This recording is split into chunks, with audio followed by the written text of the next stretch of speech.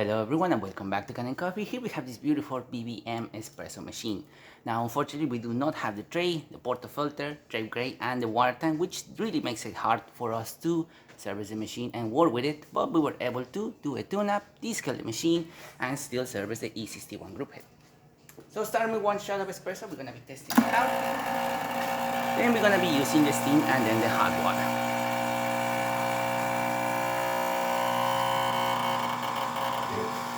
As you can see, nice steady stream coming out of that portafilter. Great color. And good crema as well. Good shot of espresso coming out of that machine. The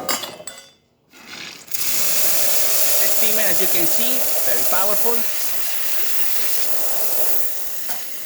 Working excellent, great pressure. And hot water. Having an amazing pressure.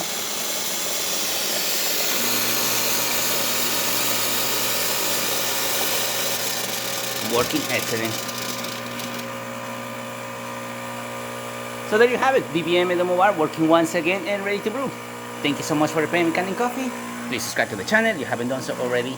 Hit that like, hit that bell, and thanks for watching.